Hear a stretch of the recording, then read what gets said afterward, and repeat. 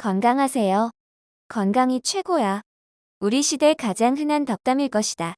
건강의 가치를 의심하는 사람은 없다. 건강하지 않으면 당장 고통스럽고 일상이 파괴되니 이건 너무 당연한 이야기라고 할 수 있다. 철저한 건강관리만이 살 길이라 생각하며 삶의 많은 에너지를 여기에 투자한다.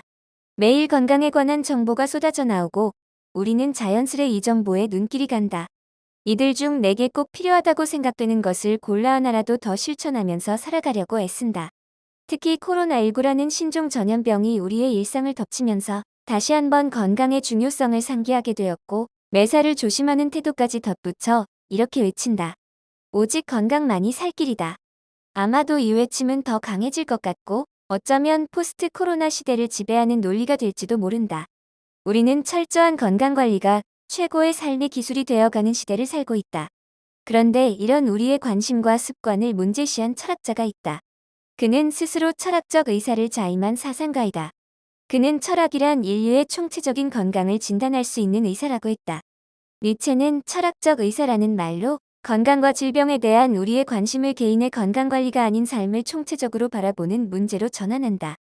그는 의학이 만들어 놓은 건강에 대한 외부 기준에 우리의 삶이 끌려가는 것이 아니라 건강이야말로 내 안에서 출발하여 각자의 몸과 삶의 조건을 총체적으로 사유해야 하는 것임을 말한다.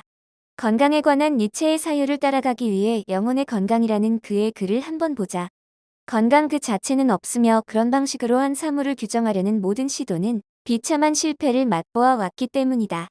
무수히 많은 건강들이 있는 것이다. 니체, 영혼의 건강 앞에 책 180쪽 건강 그 자체는 없다. 뭐라고? 우리가 그렇게 믿고 있었던 이제 기댈 곳이라고는 건강밖에 없는데 그런 것은 애시당초 없다고? 당황스럽긴 하지만 다시 잘 생각해보면 우리도 건강에 대한 구체적인 어떤 것을 가지고 중요하게 생각한 것은 아니었다. 하지만 그래도 건강에 필요한 최소한의 것들은 있지 않을까? 이 최소한의 것들이 우리가 먹고 마시고 몸을 움직이고 잠을 자고 사람을 만나고 일을 하는 것에서 수칙으로 여기고 있는 것들이 아닐까? 소박하게 먹고 꾸준히 운동하고 이것이 부족하다고 생각되면 건강검진과 같은 것을 활용해 자기 몸을 정기적으로 체크하고 무리하게 일하지 않고 자주 충분히 쉬어주고 사람들과 즐겁게 지내고 등등. 또 이것으로 부족하다고 생각되면 새로 개발되어 나오는 건강보조식품을 몇 개 먹고 특히 비타민을 잘 챙겨 먹고 등등. 뭔가 자꾸 늘어나고 가끔 이렇게 하면 진짜 건강할까? 라는 의문이 들기도 하지만 이럴 땐 언제나 부자들이 선진국들이 다들 이렇게 하잖아. 의사들이 이렇게 추천하잖아. 라는 말을 하면서 우리는 건강관리의 중요성을 다시 한번 되새긴다. 이렇게 우리는 언젠가부터 부자 선진국 성공적인 건강관리 잘 사는 삶이라는 도식을 가지게 되었다. 하지만 이 도식이 최근 약간의 틀을 보이고 있다. 이 도식이 쉽게 깨지긴 어렵겠지만 적어도 의심을 받는 것은 사실이다. 실제로 이 도식의 모델이었던 유럽과 미국이 코로나19라는 신종 전염병 앞에서 무기력한 모습을 우리 눈으로 확인하고 있다. 물론 이 도식을 주도해왔던 세력들은 끝까지 자신들의 도식이 여전히 옳다고 믿고 백신과 치료약이 나오기만을 기다리고 있다. 백신과 치료약이 나오면 과거의 생활 패턴은 회복될 것이다. 하지만 이것은 니체가 경고하는 바로 그 믿음, 즉 건강 그 자체가 있다라는 신념이 또다시 강화되는 것이다. 하지만 이 신념에 대해 니체는 비참한 실패를 예고했다. 그렇다면 건강 그 자체는 없다. 는 니체의 선언을 오늘 우리는 어떻게 받아들여야 할까? 더불어 니체가 던져준 무수히 많은 건강이 있다라는 명제는 또 어떻게 실천해야 할까? 건강 그 자체가 있다. 는 믿음은 일종의 신화이다. 그러니 이제 우리는 있지도 않은 건강을 정의하고 그것을 관리하는 데 삶의 많은 에너지를 사용하는 패턴을 근본적으로 돌아볼 필요가 있다. 왜냐하면 건강만을 위한 의지라는 것은 면건이냐 비건함이냐의 문제가 아닌 아마도 매우 민감한 안마나 내부의 일종은 아니지에 대한 커다란 의문은 여전히 남아있기 때문이다. 니체의 이 말을 증명하는 것은 어렵지 않다. 오직 건강만을 위해 살아가는 사람들의 일상을 살펴보자. 우리 주변의 성공은 건강관리에서 온다라는 생각을 하며 철저한 건강관리를 위해 애쓰는 사람들이 많다. 이들은 결국 두 부류로 나뉘어진다. 한 부류는 건강한 삶을 제일의 가치로 추구하면서 일상의 많은 것들을 놓쳐버리고 그저 정상혈압, 정상체중, 동안 등을 자랑스러워하며 살아가는 사람들. 다른 한 부류는 건강에 좋다면 안 해본 것이 없는데도 어느 날 갑자기 찾아온 질병과 늙음을 원망하며 살아가는 사람들. 한 부류는 건강관리에 성공한 사람들이고 다른 한 부류는 건강관리에 실패한 사람들이다. 하지만 이들 둘 다 자신의 일상의 가치, 나아가 삶의 가치를 잃어버리기는 마찬가지이다. 건강관리 기운을 통과하고 남은 것은 무엇이고 잃어버린 것은 무엇인가를 생각해보면 된다. 성공했든 실패했든 그 기운을 통과하기 위해 애쓴 만큼 우리는 일상이 사라진 건강, 존재가 왜소해진 건강, 생생하는 삶이 없는 건강을 붙들고 살아왔을 가능성이 높다. 이들은 자신의 삶을 굳건하게 꾸려갈 삶에 대한 지혜가 결여된 경우가 많다. 삶에 대한 지혜를 배우고 익힐 기회와 철저한 건강관리를 맞바꾼 경우가 많다. 이것을 건강한 삶이라 할 수는 없다. 이것은 건강과 삶이 분리된 신화를 붙들고 살아온 것이다. 이것을 붙들고 무엇을 할 것인가? 오래 붙들고 있으면 망상이 되기도 하고 더 강하게 더 오래 붙들고 있으면 건강 중독이 되기도 한다.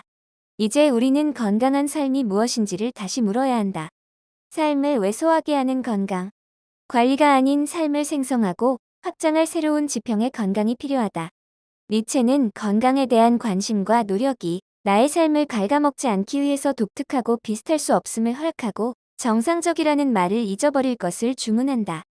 우리가 독특하고 비교할 수 없는 것이 그 머리를 다시 들도록 허락하면 할수록, 또한 인간의 평등이라는 도구마를 버리면 버릴수록 질병의 정상 과정이 정규적 식이요법과 함께 정상적 건강이란 개념은 의사들에 의해 더욱더 포기되어져야만 한다. 건강한 삶이야말로 비교 불가능한 것이 아닐까? 일상이라는 말, 삶이라는 말도 마찬가지가 아닐까? 삶이 그렇듯이 건강이야말로 나의 내부에서 내 힘으로 풀어가야 하는 문제이다. 그것이 누군가 경험한 정형화된 것이 있고 정의될 수 있는 것이라면 그것은 니체가 말하는 삶이 아니다. 삶이 아닌 것에 건강은 없다. 누구에게나 삶에는 경험해보지 못한 무수히 많은 길이 있다. 건강 또한 마찬가지다. 아직 경험해보지 못했고 무엇이라 정의할 수 없기에 우리는 오늘 다시 일상을 살아가는 것이다. 우리에게는 오늘의 삶이 있듯이 오늘의 건강이 있을 뿐이다. 우리가 건강을 관리하는 것이 아니라 사유한다고 말할 때 그것은 곧 삶을 대하는 태도와 같은 것이다. 건강이 지표화되고 수치로 관리가 가능하고 정상과 비정상이 있을 수 있다면 그 건강은 삶과 함께하는 것이 아니다. 건강한 삶이 원래 있고 이것을 성취하게 하는 병이 따로 있는 것이 아니다. 그러니 나는 무엇이든 잘할 수 있고 멋진 노인네 혈압 때문에 당뇨 때문에 비만 등 때문에 일상에 필요한 것들을 미루거나 포기한다면 그것은 잘못된 태도이다. 안타깝지만 우리 시대 성공적인 건강관리를 삶의 중심에 놓는 대부분의 사람들이 이렇다. 정상적인 건강의 표준만을 붙들고 이를 위해 아무것도 하지 않는 사람이 많다. 반면에 건강의 비정상적인 지표를 가지고도 일상을 굳건하게 꾸려나가는 사람도 있다. 어느 쪽이 건강한 삶인가? 어느 쪽이 우리가 나아가야 할 새로운 건강, 위대한 건강일까? 사실 나는 4년 전 감리당에서 공부를 시작할 때 오른손 엄지손가락 관절이 늘 아픈 상태였고 허리도 자주 아팠다. 감리당 공부는 운용량이 많아 앉아있고 주역을 외우고 시험 치는 과정에서 수도 없이 읽고 쓰는 일을 반복해야 했다. 엄지손가락 통증 때문에 이 일을 그만두어야 했을까? 손가락이 아파서 못한다고 할까? 또 감리당에 하루 종일 앉아 공부하는 것은 허리에 좋지 않으니 공부 자체를 그만둘까? 등의 고민도 했다. 하지만 그때 나는 건강을 철저히 관리하는 길을 선택하지 않았다. 당장 아파서 병원 갈 정도는 아니니 그냥 계속해보기로 한 것이다. 다행히 통증은 그렇게 심해지지 않았다. 미리 알고 강도만 조정하면 견딜 만했기에 지금까지 왔다. 그렇다고 지금 통증이 사라진 것은 아니다. 하지만 나는 이 과정에서 중요한 생각의 변화를 겪었다.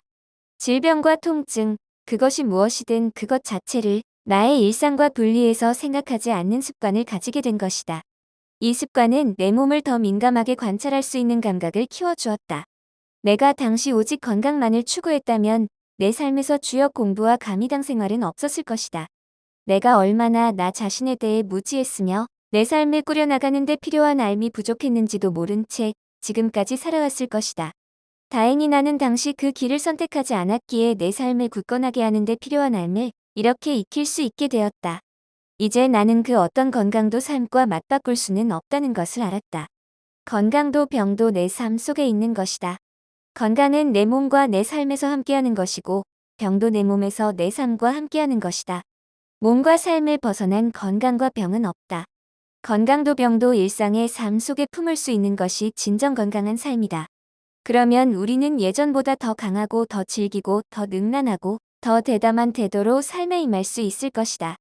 이상 내용은 니체 사용설명서에 나오는 건강관리에 대해 읽어드렸습니다.